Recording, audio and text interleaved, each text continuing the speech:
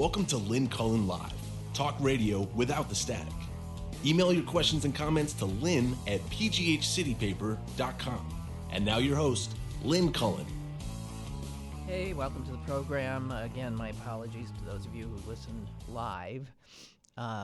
We've been tardy for the last 2 days getting started, and these are technical issues. You know, the joys of living in this technological age. The age that was sold to us as something that was going to not only improve our lives, but make things more efficient and less stressful.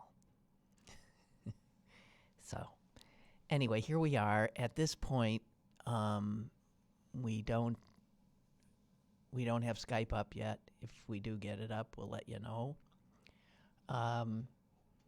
And we did not have it yesterday, so these problems continue. And I will be making sure that I let the people. Thank you for calling Cullen Studios host and call screener line. Please enter your show number. Although God knows we have for years and years and years. Jeez. So, that was an invalid show number.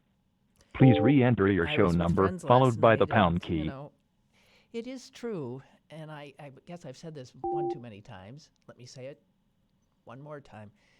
That this nightmare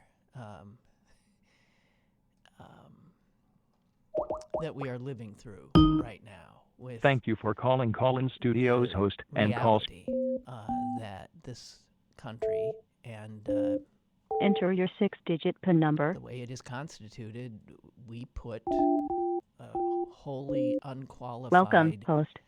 You are now in the host room and can manage your callers from the Cullen Studio web interface. And crazy person in the White House, and he's sucking up all the air. And it intrudes upon our daily lives in that you cannot spend any amount of time with any other human being without it coming up. Even people who are not by nature political, it comes up. And so it did again last night. And I am so finished with him intruding on my life. Not just because I do a show like this, but well beyond it. And I really think that in terms of the quality of our lives, he has made it so much worse. The stress levels alone that people are feeling, just way, way up. And I can only include myself in that. And I don't want to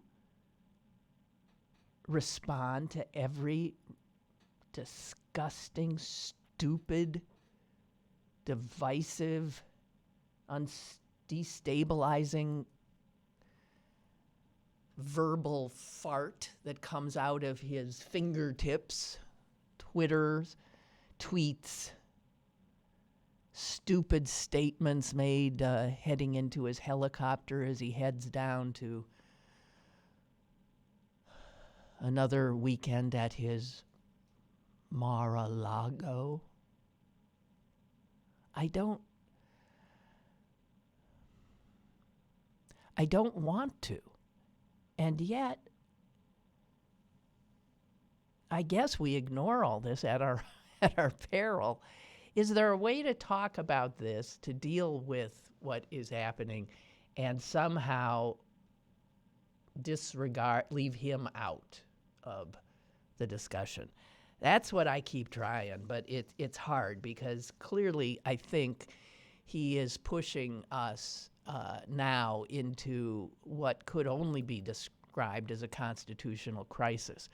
I mean, you don't even have to have taken a one-day class, let alone a yearly class as a kid in civics, to understand the basic tenet of our system of governance here is that there are three branches of the government, and they are meant to check and balance each other. And because they are meant to do that, they have been given certain responsibilities, and it is the job of those holding those offices, be they justices of the Supreme Court or members of the Congress or the president himself or herself, to abide by these rules. And Congress has the responsibility, as supposedly a co-equal branch of the government, to check the executive. And that is what they are attempting to do. They're asking for information, which they require, and the Constitution gives them the right to ask for this information, to subpoena it if necessary. And to see now that what this White House is going to do is flat out refuse. It doesn't matter which committee it's coming from. It doesn't matter what is being sought, whether it be testimony or memos or documents. The White House is saying, we will not cooperate with the Congress. That's a constitutional crisis. We don't live in a monarchy. We don't live in a place where the guy who heads the executive branch gets to call all the shots. And this is something that this dimwit really doesn't understand.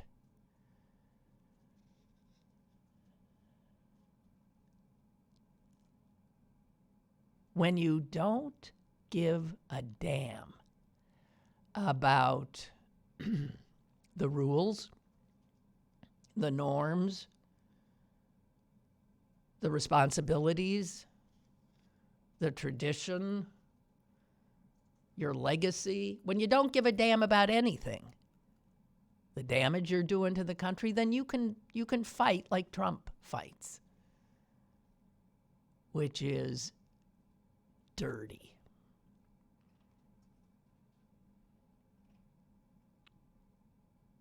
It's worked well for him.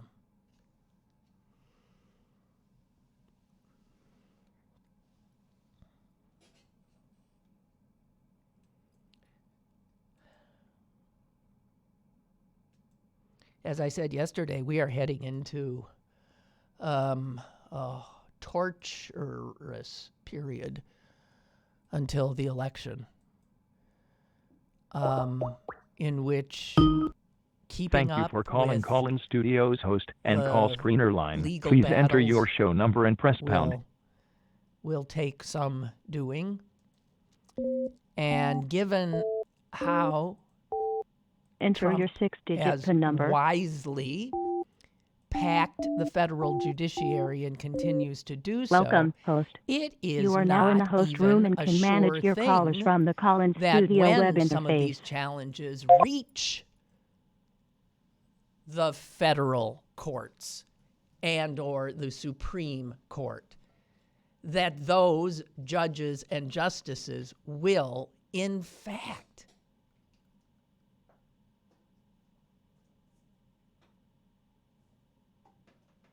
push him back. Did I start that sentence with the thing? You know what I mean. We don't know if they're going to do the right thing. This Supreme Court scares the holy hell out of me. And stay tuned for a whole slew of 5-4 decisions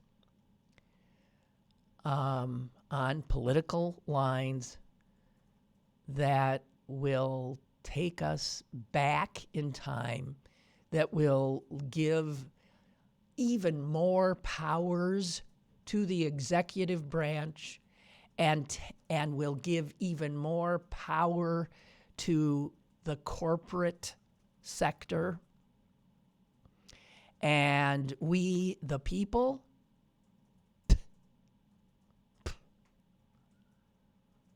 that's not who these folks who have been put in these positions give a damn about. They serve corporate interests. They serve power. Those are the people he and his have put on the bench. We have a caller. Let me go to that. I have a case in point in a second, but caller, go ahead, please. Hello. Hi. Oh, it's working? Yeah. Don't hold your Okay. breath. Hey, Yeah.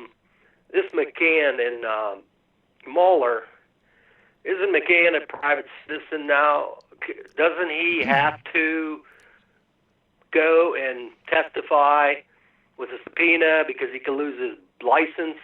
And Mueller, he's no longer working for, why can't both of them? I understand Mueller can go up there and not give all the secrets out, but he sure in the hell could say his opinion. So I'm really confused by those two things. I don't see why either one of them can't come up. Hell with the president, with that executive. He already gave that away the first time when he let McCann talk to them. So there's no secrecy there. Well, I don't understand it. I have this. I had the same thought this morning, where it's saying that the White House is telling McGahn, and they don't tell Mueller. And I haven't heard that Mueller has said he wouldn't show up. He hasn't even been asked yet, right? But McGahn is no longer the White House counsel. He is not their employee. Why does he have to do anything that they're telling him to do? Right. And I don't understand. That's what I think. Well, and in fact, all of these people that are being told, either by the Attorney General, who's telling people at Justice, you cannot show up there, there is no reason whatsoever that some of these men can't show some backbone and show up. They got a subpoena. They can. It was delivered to them. It wasn't delivered to Bill Barr, and it wasn't delivered to Trump. And as Elijah Cummings has said, I have a quote here from him. Both the president and the attorney general are now openly ordering federal employees to ignore congressional subpoenas without any assertion of valid privilege. And they have no, and Cummings went on to say, these employees and their personal attorneys. See, now each one of these guys has to lawyer up to make sure they're not going to be burned.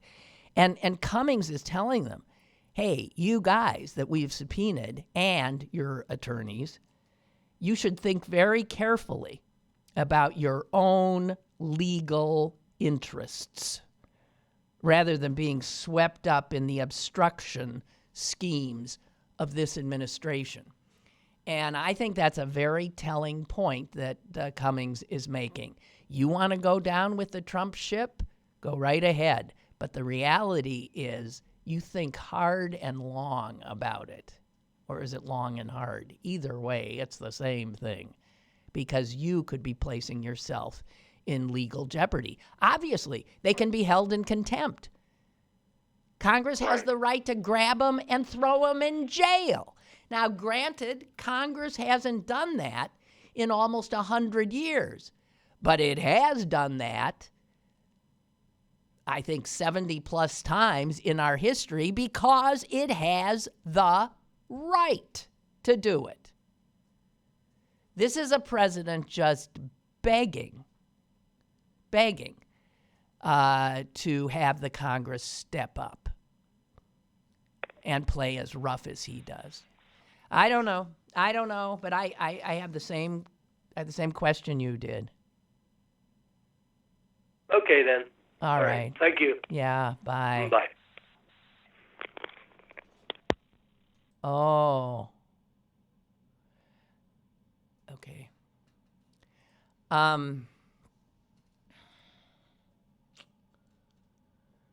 So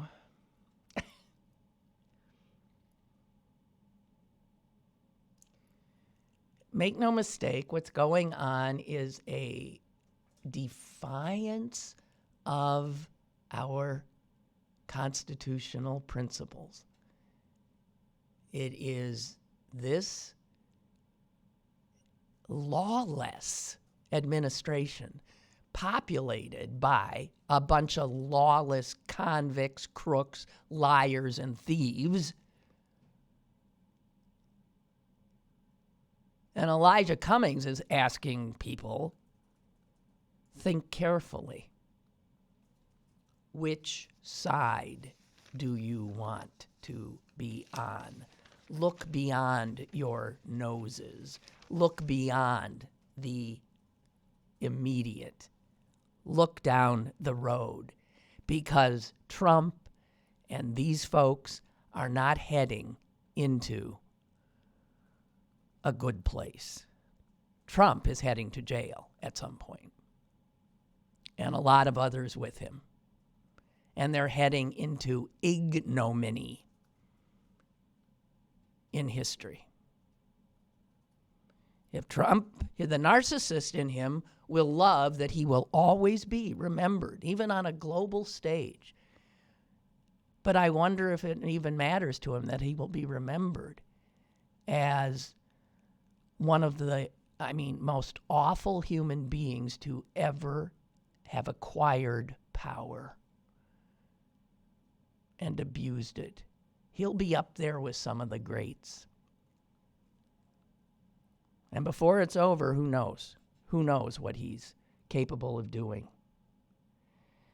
Just flat out as a matter of law, this, Cummings called it a scheme, but this tactic that he and his have decided upon of total obstruction, of refusal to comply in any way, shape, or form with any totally legal, constitutionally, in fact, mandated request from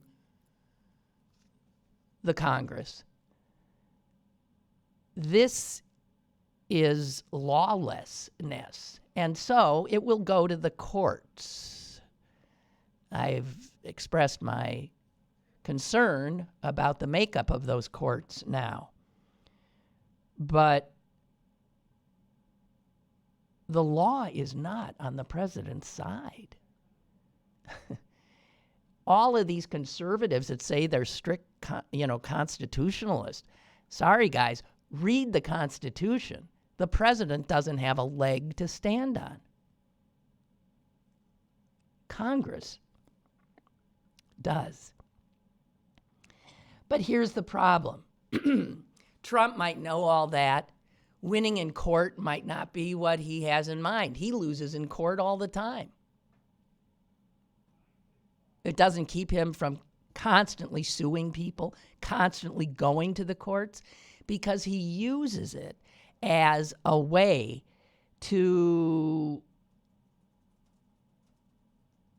create an environment that he can then characterize as harassment.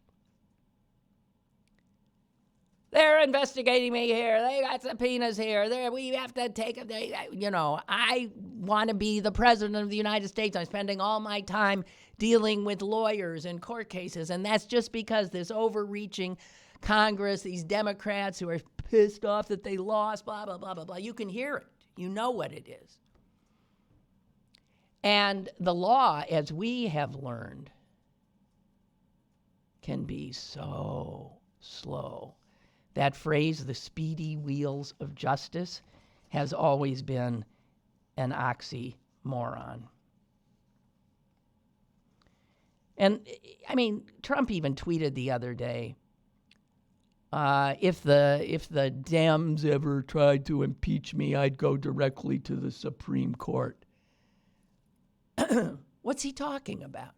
The Supreme Court does not have anything to, if there's impeachment, the Congress has the right to impeach. The president doesn't get to go to the Supreme Court and say, they're trying to impeach me. They have that right. He doesn't even understand. The only way the court gets involved, unless I'm incorrect, is that the Chief Justice, right, does preside over. Does he? Yeah. Doesn't the Chief Justice preside over the Senate? How's that possible? All of a sudden, I'm thinking, I know the Constitution, and all of a sudden, it just doesn't seem right. But yeah, I think so. Anyway, we have a call. Caller, go ahead. Lynn, I have a question, Okay. which I don't know. I feel like this comes out of the blue, but I've been thinking about this for a while. If Congress has the right to put somebody in prison for not complying, why don't they threaten the president with that? I don't quite understand that. I mean, he doesn't comply with a lot of different things. Why can't they put the president in jail? Well, that might be I don't know. I mean, that might not be possible. The only way I think they can get the president is through impeachment. They can imprison his, secretary. In other words, they could go after Mnuchin for not handing over the tax returns. I don't know. But I'd really, really like to see them play tough. I'd like to see. Yeah. Because they're playing. Certainly a way to play tough. Yeah, when you're playing people who don't even play by the rules, and we're not only looking at the rules, but we're hemming and hawing and threatening. Well, we might do this. Yeah, we might do that. They gotta stop that. They got to stop that Just right now. They got it. to stop this threat crap and just do it. Yeah. Something. I'm just sick of that. I mean, I feel the Democrats are trying very hard to do the right thing, to hold, to do what they're supposed to do, but they do also have an eye on, optics and worrying about looking like they're doing something that can be used against them. But I mean, it doesn't matter because these people, of course it'll be used against them. So just go do it. Does Mitch McConnell ever worry about, gee, I really shouldn't do this? Because he doesn't care about what's going to be used against him. Not at all. And they keep winning. They keep doing stuff because they get what they want to do. They've packed the courts. By virtue they just plow through like anything. Yep. So, boy, oh boy, oh boy, oh boy. I just want everybody to know that we're, pace yourselves. We're heading into. I think the Democrats just have to get some balls and move. Yeah. I agree. Thank you. All right, thanks. Bye. All right, Bye. did you hear that, Democrats? Get some balls. Did you hear about Hillary Clinton's opinion piece in the Post? I don't, it's Hillary. It's smart. It's well-reasoned. It's one of the things that's astonishing about it is how you realize that she has had in the last 40 years of American political history an outsized role, an almost Zelig-like person. She's always sort of been there, and she lays that out a little bit in this piece.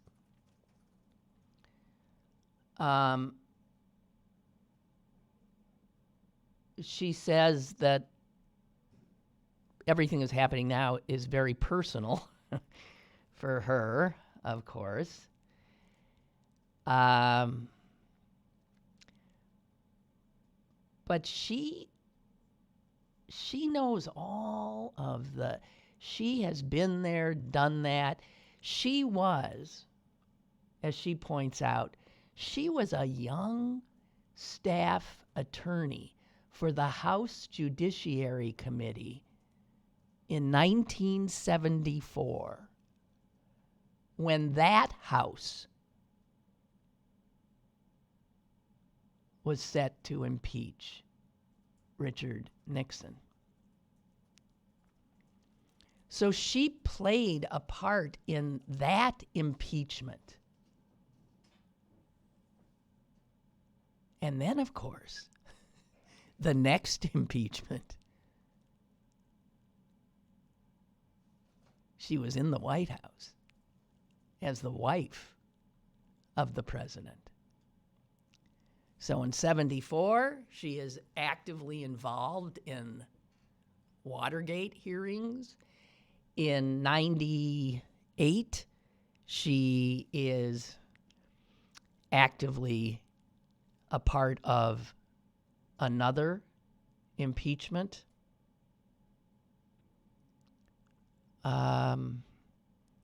She's just always been there, and then she runs for president.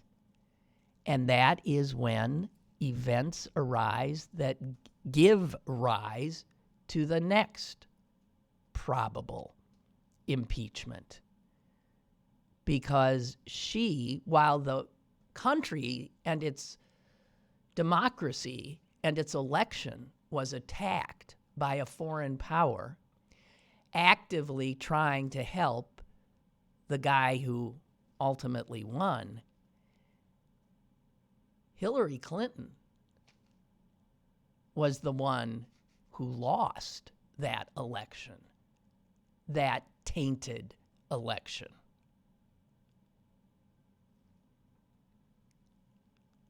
So in all of these instances, there she stands.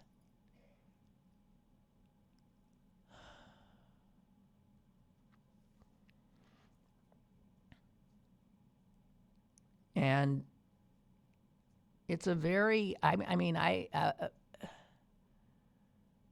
it's a very clear-headed piece. And she says this, I'll just share this last part with you. We have to get this right. The Mueller report is not just a reckoning about our recent history. It's also a warning about the future. Unless checked, the Russians will interfere again in 2020. You got to believe they already are. And possibly other adversaries, such as China, North Korea, will as well. This is an urgent threat. She is correct.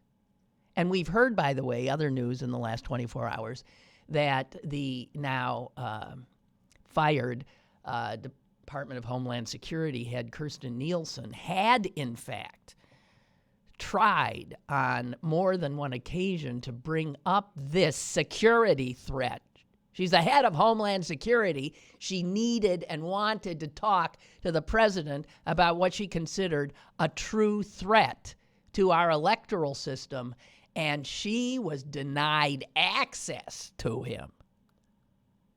She was told by his chief of staff, don't you dare bring that up around him. He goes ballistic. Sure he does. So since the Russians interfered in our election, we have done nothing. Nothing as we head into the next election. we have done nothing except do everything that Vladimir Putin would want. That we've done well. So Hillary says this is an urgent threat. Nobody but Americans should be able to decide America's future. And unless he is held accountable, the president may show even more disregard for the laws of the land and the obligations of his office. He will likely redouble his efforts to advance Putin's agenda, which is, by the way, about weakening us. That's Putin's agenda, and Trump has been working hand in hand with him, including rolling back sanctions, weakening NATO, and undermining the European Union, all of which Trump has actively done to the delight of the guy he loves in the Kremlin. Hillary finishes with this: of all the lessons from our history, the one that is most important may be that each of us has a vital role to play as citizens. A crime was committed against all Americans, and all Americans should demand action and accountability. Our founders envisioned the danger that we face today, and they designed a system to meet it.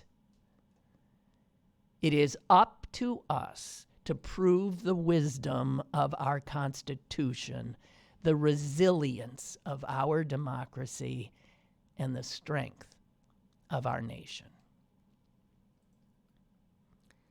Said the woman who got more than 3 million more votes than the man who sits despoiling the White House.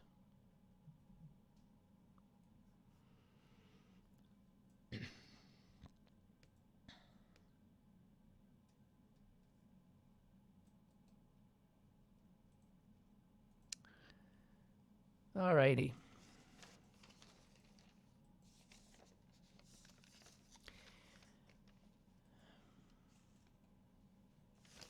I don't know.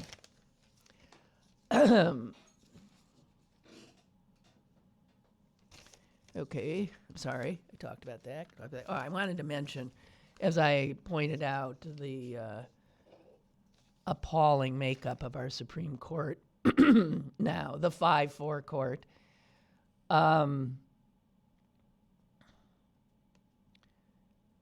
Chuck writes, excuse me, there is much about our government, or for that matter, our world, which is not policed by legislation. In government, in our businesses, in our families, it is kindness and civility and social convention that police our behavior. While Trump is outright disobeying the laws and trashing the Constitution, he is taking advantage of our kindness and civility. And he has kicked social convention to the curb. He plays dirty. He plays without honor. This begs the question for the House. If not this president at this time, then when? This is not a case of a political party coming into power and steering the ship differently than did the last administration. This is a case of an outlier regime intending to subvert the Constitution. So to Nancy Pelosi and the House, what are you waiting for? Well, they'll tell you they're waiting to get more information, which is what they're doing, subpoenas, and that they're not intending to take impeachment off the table. They're just getting all their info with which they'll then go after him. That's what they're saying. They're trying to slow it down. They may not be incorrect. Surely, if this president is not impeached, then what the hell would it take for impeachment? We've already seen the abuse of that power. And of course, that abuse occurred when Republicans controlled the Congress. Republicans use power. Sometimes it backfires on them, which it did when they went after Clinton. That doesn't mean it backfires on the Democrats when they go after Trump. Apples and oranges, and you know who the orange is.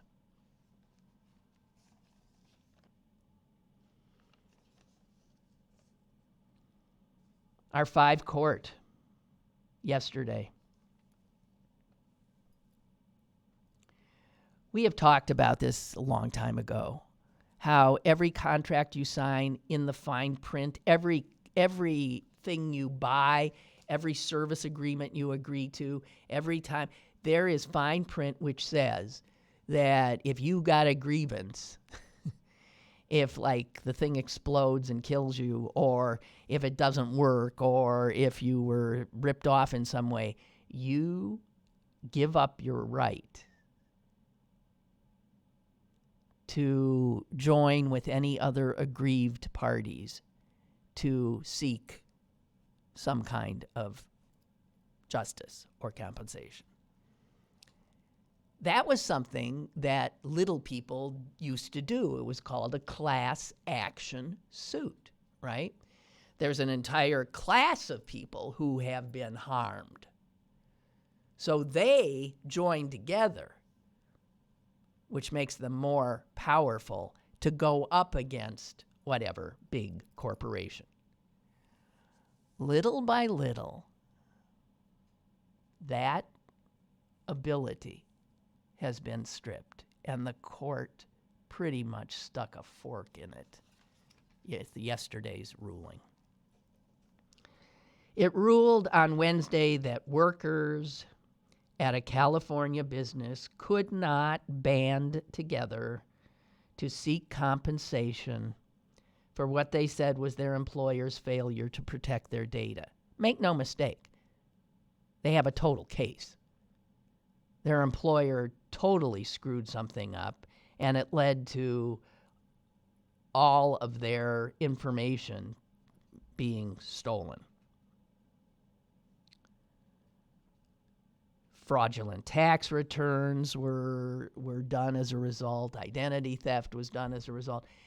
And this Roberts Court, with the 5 Republicans, said yesterday, I'm sorry.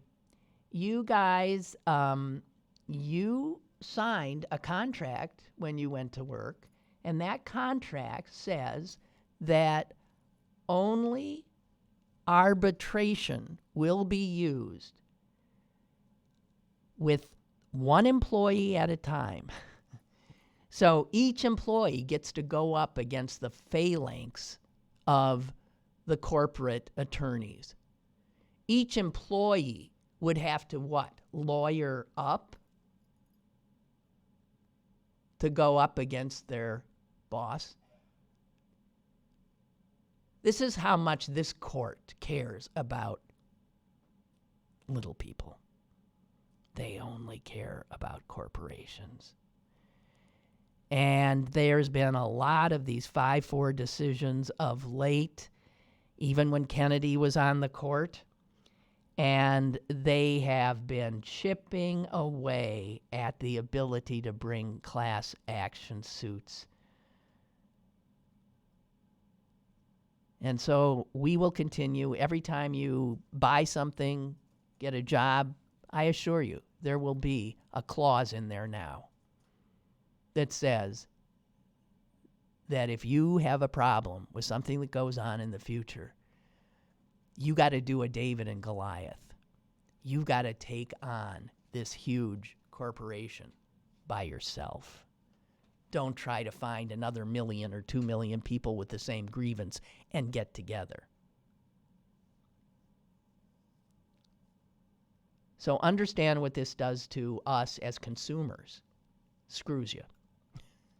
You can be sold totally faulty stuff. Forget about it.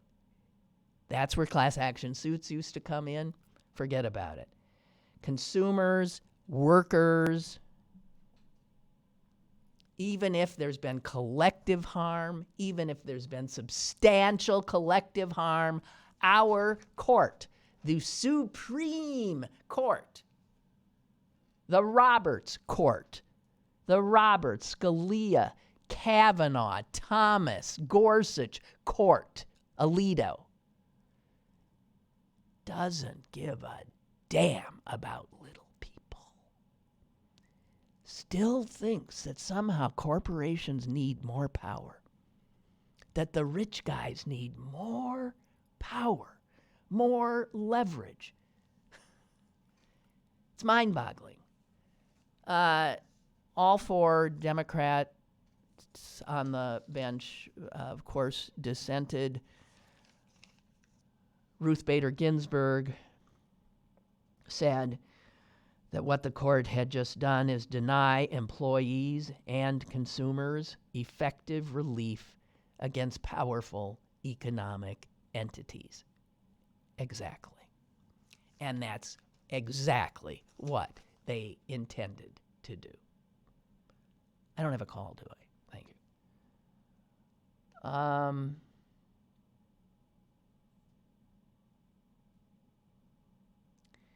Lawrence O'Donnell says, Barbara sent me this, that House Republicans impeached Clinton. Then Republicans won the House again in the next election. And Republicans won the Senate again.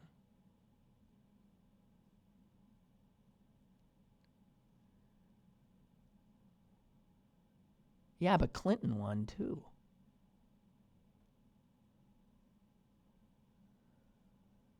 Whatever. I just think it's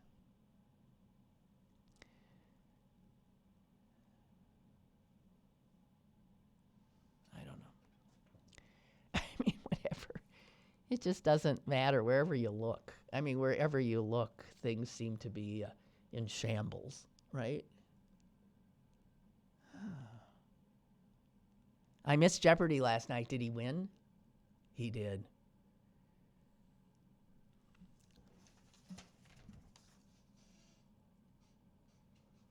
It's gotten so bad that the guy who does sports for the Wall Street Journal, and even in the sports world, he's sick of talking about. He's done an article about the guy on Jeopardy because he's sick of the NFL draft and other stuff, and he says, and anyway, I'm riveted like all of America is.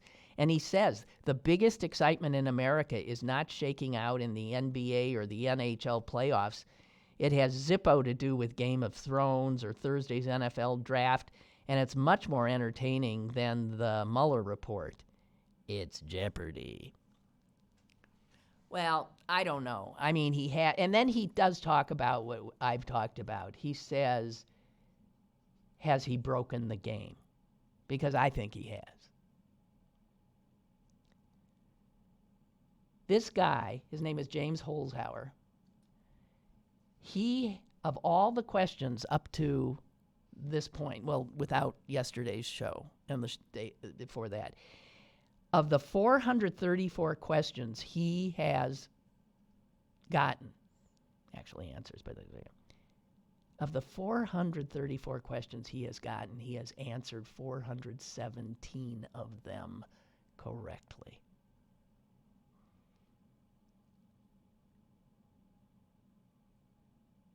He has had back-to-back perfect games, going 40 for 40 on questions on last Wednesday and 39 for 39 last Thursday. Yeah, I think he's broken the game. It's not a game. It's a different game now. It's just seeing how. Now, Ken Jennings won 74 times in a row. That was back in 2004. And he collected more than $2.5 million in that. But Ken Jennings is watching this too, and he's in awe. He says it is absolutely insane because this guy is doing what Jennings did, only almost twice as fast. I mean, Jennings' average earnings for a game was $31 or something thousand. This guy's is 70 something, I think. I don't know. He's, I think, broken the game.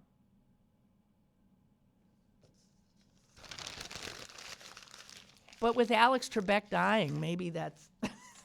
I shouldn't say that because he looks great. He does. And little Tony, see? Everything's broken. He thinks it's fixed.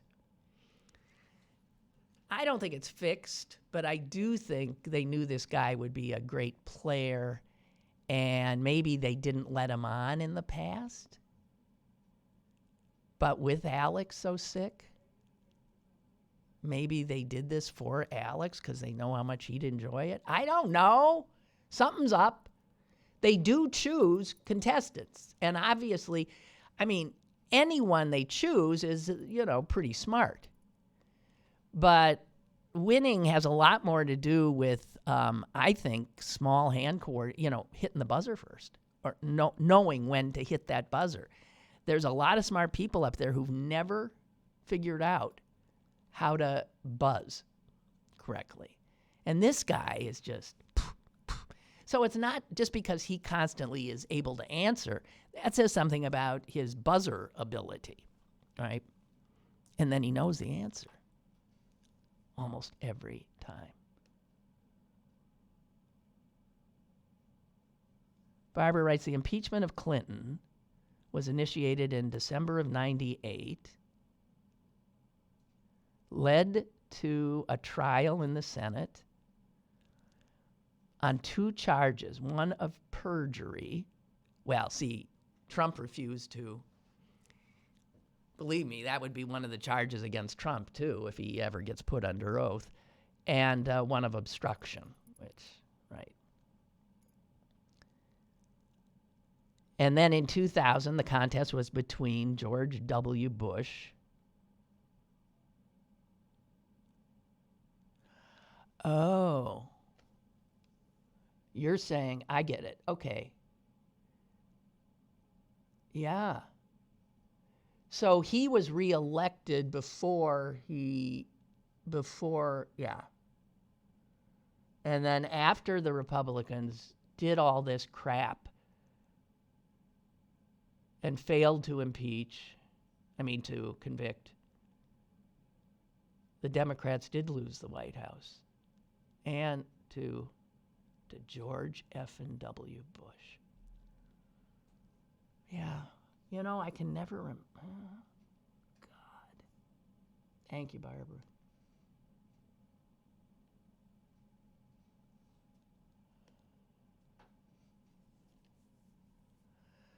Rosemary says the House has no police powers. Who's to arrest those who refuse a subpoena?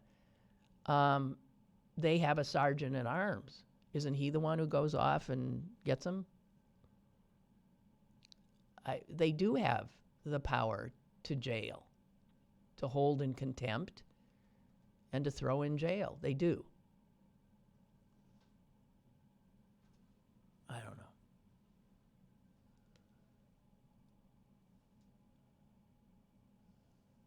Little Tony says, I'm not watching again until he's gone. He ruined the show. He's a freak.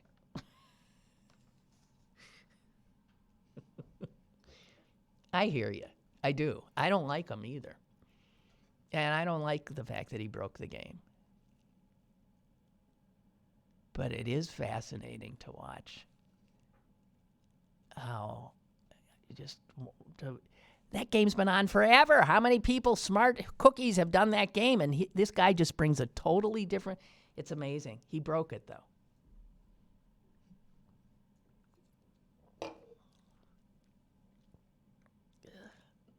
I did not buy this. I pushed another button, and this is what I got. It was in a morning where everything was going wrong. I forgot my water. I get here, and poor Amy is like, the internet's crashing. This is happening, blah, blah, blah. I went back. I said, so I got time to get, ran back there, and I got this, which I didn't order.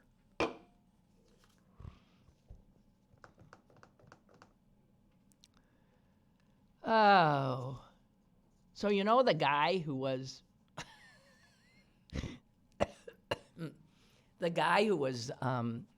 why am I laughing? That's not nice to laugh. The guy who was killed by the big bird, the cassowary, is that how it's pronounced? The guy who was clawed to death by this big bird he kept. By the way, it's the first known death.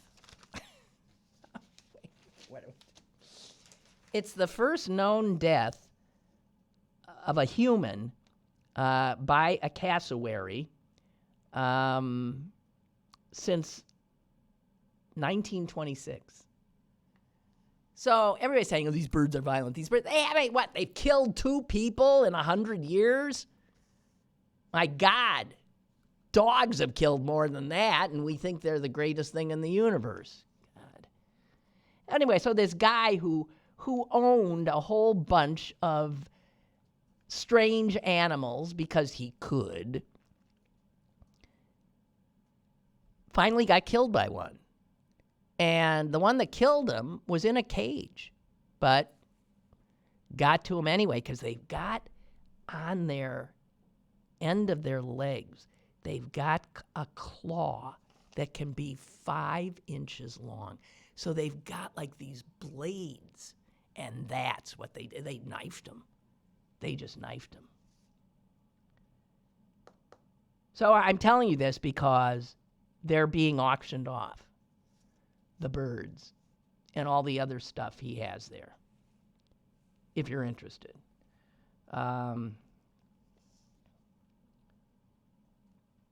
These birds are about 6.5 feet tall. They have blue faces. They've got a horn-like ridge. They weigh up to about 130 pounds, and they got these claws. So there's going to be an auction, and the auction house, listen to this, is called Gulf Coast Livestock. And listen to what they said. The auction will be open to the public, but news media will be barred from the event and risks the destruction of their equipment if they try to attend it. What the hell is that about?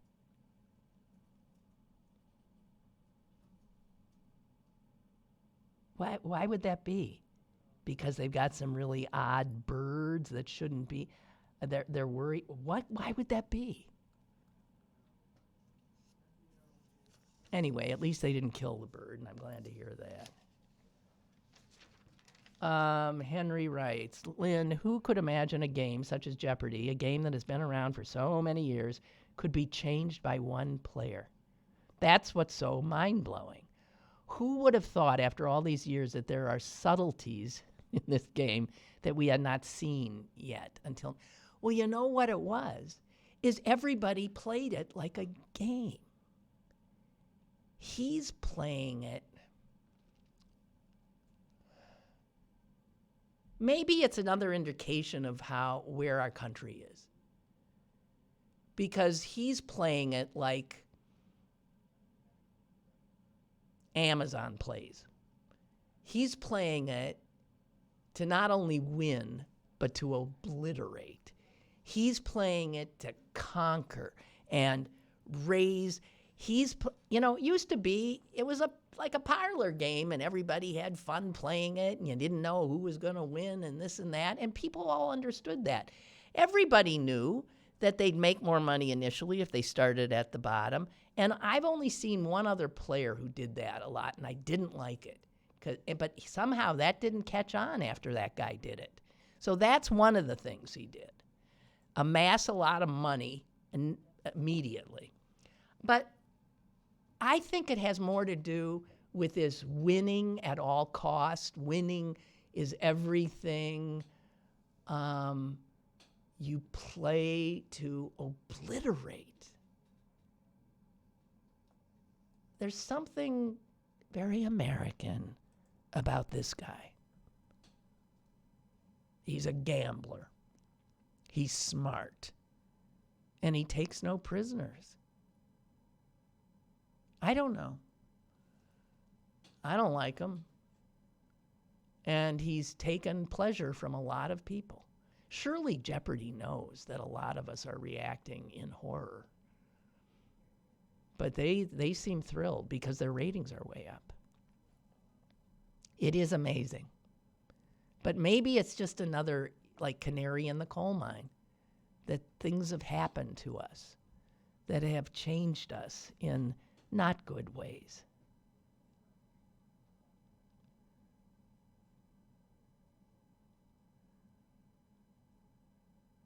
Uh-oh. Beth writes, I believe any congressional contempt order is carried out by the Department of Justice since Congress does not maintain its own jail.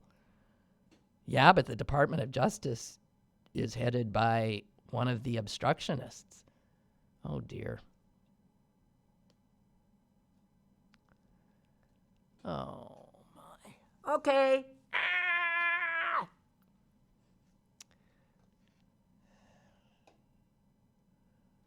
I don't know what to say.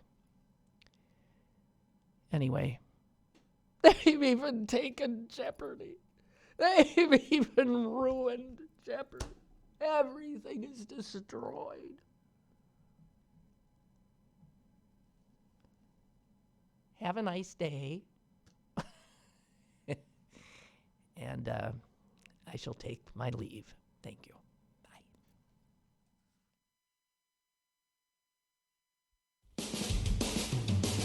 Lynn Cullen Live, Monday through Friday from 10 a.m. to 11 a.m. and archived at pghcitypaper.com. The opinions expressed on Lynn Cullen Live are those of the host and do not necessarily reflect the viewpoints of Pittsburgh City Paper or its advertisers.